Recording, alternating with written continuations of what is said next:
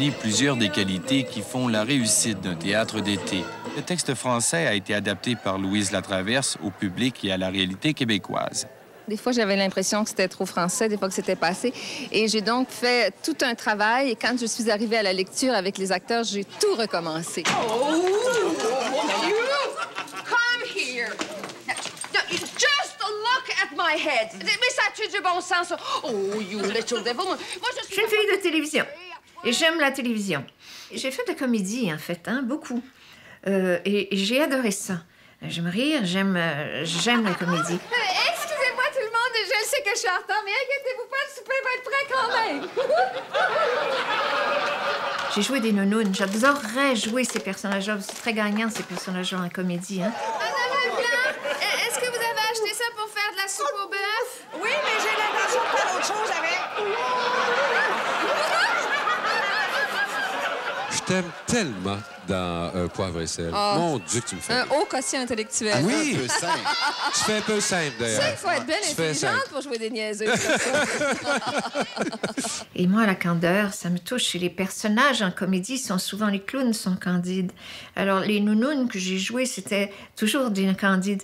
Ces espèces de naïves, là. Et ça me séduit. Comme les petites gens savent s'amuser. Rien les amuse. Et vous savez, Renette, c'est une leçon pour nous. J'ai commencé à faire des sketchs. Il y avait toutes sortes d'émissions qu'on faisait à l'époque. Puis après ça, il y a eu les bye-bye. Mesdames, mesdemoiselles, bye-bye, messieurs. Bonsoir. Ici, beau drame, votre meilleur. Here is one of Canadian television's bright young stars, Louise Latraverse. Moi, ce que j'ai trouvé de très difficile dans mon métier, c'est le trac. Moi, j'ai eu beaucoup de difficultés à gérer le maudit trac, le Christ de trac. J'ai eu de la misère avec le trac. Je suis quelqu'un de très traqué. Et je me souviens, j'avais rencontré... Gilles Vigneault m'avait dit, moi, je suis jamais traqué. J'ai dit, je te crois pas. T'as pas le droit de me dire ça, je te crois pas. Je l'enviais tellement, je me dis, ça se peut-tu, quelqu'un qui n'a pas le trac? Moi, j'étais morte de trac, peut-être parce que j'étais pas sûre de moi. Deviennent des rivières. Oh, mon Dieu, je vais-tu être capable de jouer ça? Le doute qui s'installe déjà. Écoutez le metteur en scène qui parfois saute les plombs et nous crie par la tête qu'on est des cons et qu'on devrait aller vendre des pinottes. Écraser et faire de son mieux, repartir le cœur gros pour arrêter chez le nettoyeur, prendre sa robe pour le soir. Il y a première au théâtre.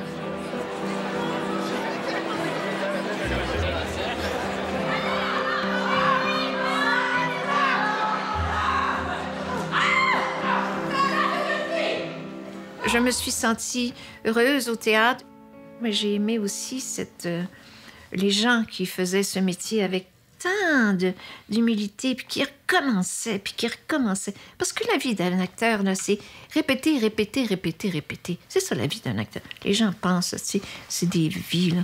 Puis je sais pas trop ce qu'ils s'imaginent, là, mais tu sais, on couche avec nos textes, puis on se lève avec nos textes, puis on apprend nos textes.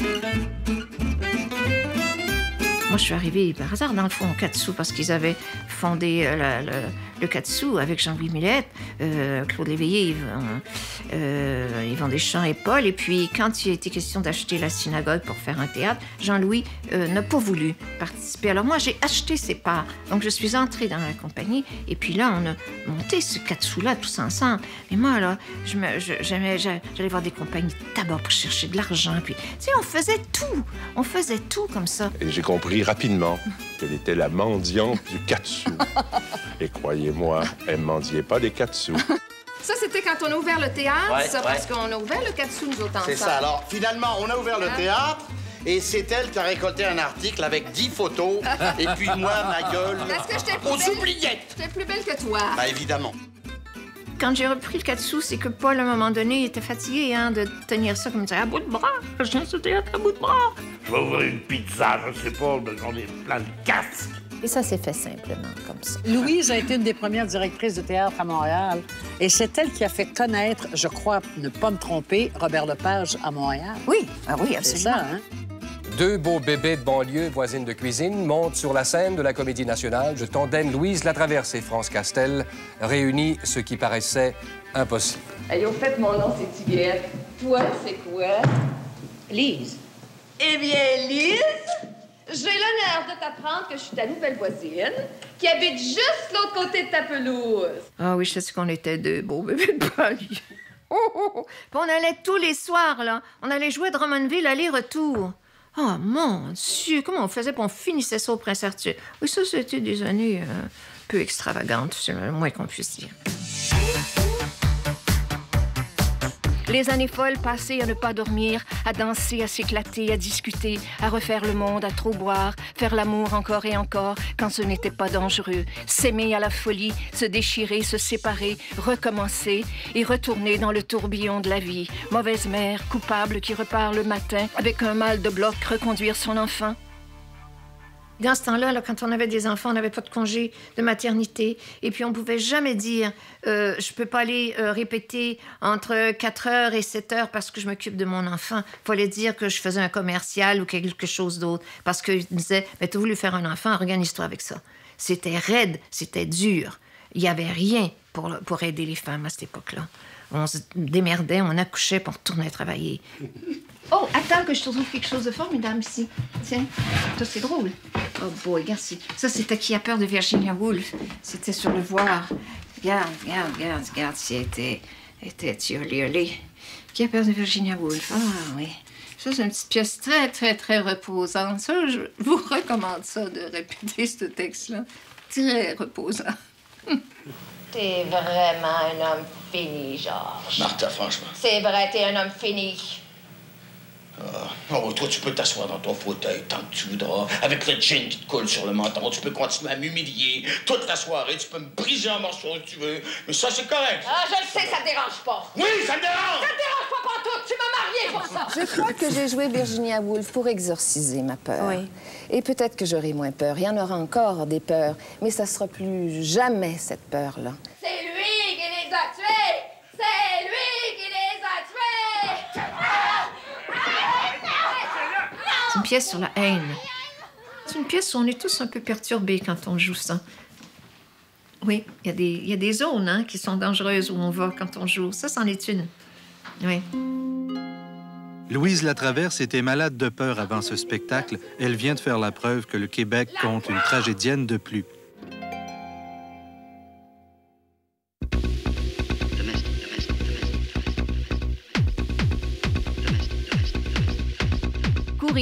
Courir 10 km, faire de la marche rapide, faire des marathons pour les bonnes causes, s'impliquer socialement, s'impliquer au jour le jour, aider le mieux qu'on peut.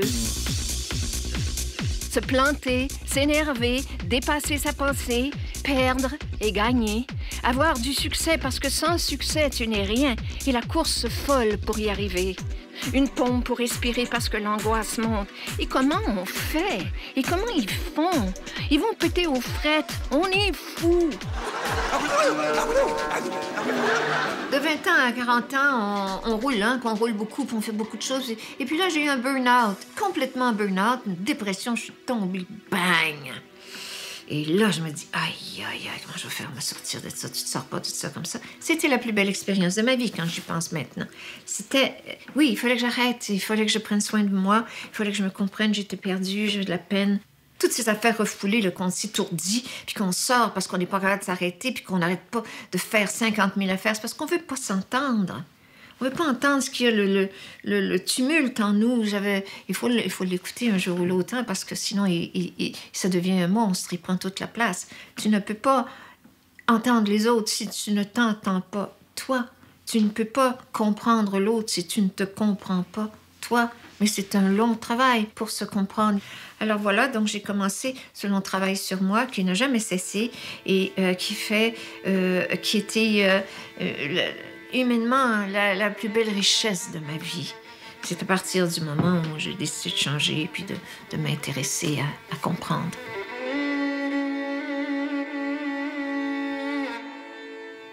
J'appartiens à aucune religion, c'est bien sûr, mais je me suis intéressée aux gens qui avaient vécu des choses et qui ont écrit bien avant nous, depuis toujours, des choses pour nous aider, que ce soit dans l'hindouisme, que ce soit dans le bouddhisme. Je me suis intéressée à tout. Et la méditation a été extrêmement importante. puis des groupes, puis j'ai tout fait. J'ai cherché partout pour m'aider à sortir de ce marasme, de cette souffrance, parce que c'est de la souffrance, hein. Moi, j'ai coupé toutes les dépendances. Je ne bois pas, je fume pas. J'ai changé vraiment ma vie. Alors, moi, j'ai choisi de ne pas être riche parce que je m'en sac complètement de ça. Je veux une vie intéressante. Je veux une vie riche, mais ce n'est pas l'argent qui apporte ça. Et la course à l'argent dans notre société, je crois, fait beaucoup de mal. Ça fait du mal. Les gens sont tellement... la performance, c'est toujours la performance.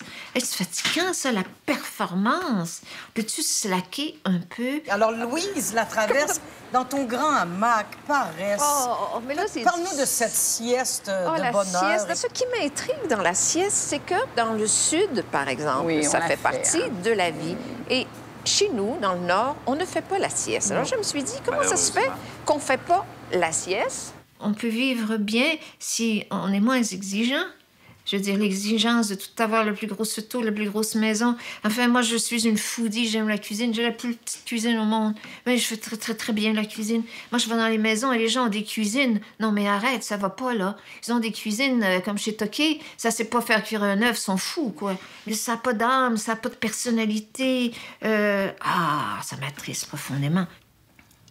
J'ai aimé l'Inde, vous savez pas comment j'ai aimé ce pays, comment j'ai aimé ces gens. J'allais en Inde, pas rien.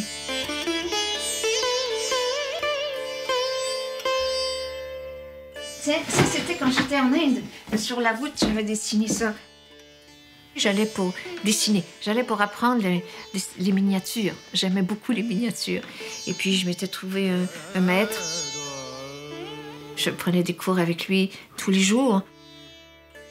Et là, il m'a raconté toute l'histoire des dieux, puis toute l'histoire de la mythologie indienne. Et puis, il était merveilleux. On peignait dans sa petite cuisine. C'était un homme qui vivait simplement, mais d'une si grande culture. J'ai voyagé avec lui, il m'a montré les temples. Ça a été culturellement d'une richesse infinie. J'avais dessiné le Ganesh, c'est le dieu, le petit dieu que tout le monde aime en Inde. Puis regarde, c'est beau. C'est mon petit Ganesh qui me protège. Regarde, c'est mignon. Étendu sur mon lit, je me souviens des paroles de mon maître. N'espérer ni les honneurs, ni la gloire, ni l'argent. Rechercher le bonheur dans la satisfaction du travail bien fait. Se contenter de ce qu'on a. Vivre avec peu. Se nourrir correctement, éviter le stress. Regarder la nature, observer sa splendeur. Et être reconnaissant, ne plaire d'abord qu'à soi-même, savoir que la liberté est la plus grande des richesses, donner, ne rien attendre des autres, ne rien demander, indépendance, autonomie, dépouillement, détachement. Paroles de sages, oui, ils disent tous ça, ça doit être vrai, j'ai beaucoup à faire pour atteindre cette plénitude. Si je persiste, j'ai une chance, alors je la saisis. Lorsque je suis partie, il m'avait dit « N'oubliez pas de donner ce que je vous ai donné. » Alors, le livre, c'est le cadeau que je fais. Ça nous revient. Je redonne ce qu'on m'a donné.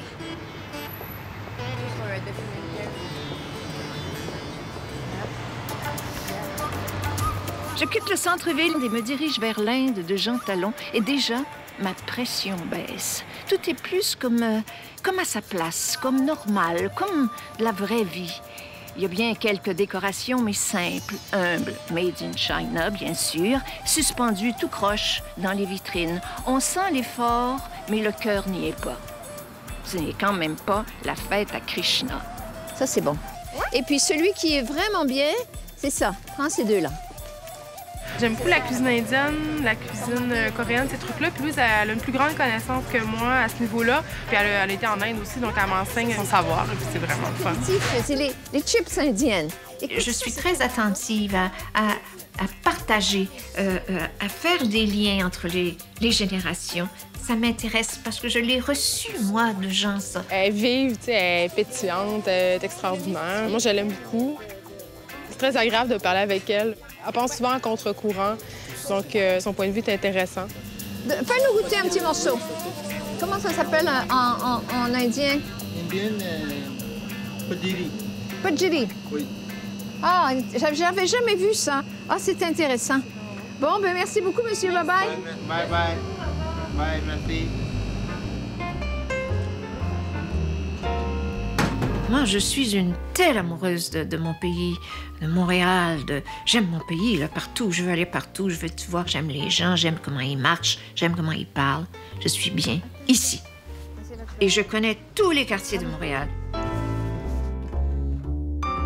Bon, mais ça, j'aime bien. Ils sont beaux. Ils sont très beaux. Je me suis ressourcée, calmée, j'ai dépensé peu et j'ai trouvé de jolis cadeaux différents de ce que l'on retrouve dans les centres d'achat. Je suis rentrée chez moi heureuse de ma journée, ni fatiguée, ni stressée, pleine d'énergie. Ça change de l'année dernière. Ici. Bye-bye. Merci beaucoup. Au revoir. Et qu'est-ce que vous aimeriez que les gens retiennent de vous, justement? Oh, que j'aimais rire. Que j'aimais jouer dans la vie. Mon amour de la vie et des gens, c'est ça qui m'intéresse. Moi, les grandes réalisations, être la plus grande actrice du monde, mais je ne suis pas ça. Je suis une actrice qui fait le mieux. Je fais le mieux que je peux. J'essaie de mieux jouer. Je joue de mieux en vieillissant parce qu'on se débarrasse des artifices des fois ou des petites béquilles que l'on a. Et puis d'aller le plus simple à la vérité. Oui, c'est tout. Louise Latraverse, la promesse. Pour les jeunes qui ne me connaissent pas, je m'appelle Louise Latraverse. J'ai 67 ans.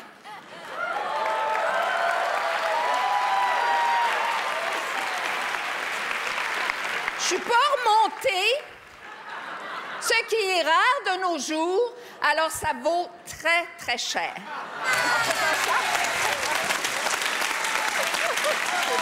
Et moi, tous les jours, je me dis, ma chère, je suis magnifique, parce que l'année prochaine, ça va être pire. Quand ça m'énerve avec la vieillesse, parce que, bon, ben là, c'est une affaire qu'on sait qu'on va vieillir, puis on va mourir, ma chère, imagine-toi. On va mourir, c'est évident. Puis oui, on vieillit. C'est beau, puis des rides, c'est beau. Il n'y a rien de laid dans ça. Voyons donc, c'est qui a inventé ça, là, que c'était laid? Non, puis on est des actrices, alors. Moi, ils peuvent tous se faire remonter. Moi, je vais avoir tous les beaux rôles de vieille. Ça fait que je suis bien contente. Alors, toujours en liberté? Toujours en vie. C'est petit, mais ça veut vivre. C'est presque mort, puis ça veut vivre. Voyons, on se colle, on se colle. OK, c'est bon, là, comme ça? Tout le monde a photo. Il y a des affaires que j'aurais aimé faire mieux dans la vie. J'aurais aimé me comporter mieux. Parfois, j'ai pas toujours été très élégante dans tout. J'ai fait des erreurs que je regrette. Tu sais, oui, j'en ai des regrets. Je crois que j'ai blessé des gens. Je regrette ça. Bien sûr que j'en ai des regrets. Il y a juste les saints qui peuvent avoir de regrets. Voyons donc. Il y a des choses que j'aimerais refaire mieux à ce moment-là. Je sais tout ce que je pouvais faire. Maintenant que je sais plus, j'ai plus d'empathie de choses et vis-à-vis de moi et vis-à-vis des autres. Alors, le but de ma vie, c'est d'être une meilleure personne quand je vais mourir. Et puis moi, là, je crois que la mort, c'est un beau moment. On le sait depuis toujours. Je le sais que je vais mourir. Moi, je pense à ça tous les jours. Ça fait partie de ma vie. Je me détache, je me dis, ben oui. Et puis ce moment-là, je voudrais que ce soit beau. Je vais quitter la vie que j'ai tant aimée, mais il doit y avoir quelque chose de magnifique à ça. Alors, je me prépare à ça, moi. Oui, je voudrais réussir ma mort, réussir ma sortie. Jeudi, j'ai étiré le petit déjeuner jusqu'à 1h. C'est rare pour une speedy comme moi. J'observais les nouveaux bourgeons de mon lilas qui attendaient patiemment le soleil, comme nous. Ça prend une vie pour apprendre à vivre. Et j'ai pas fini. C'est beau.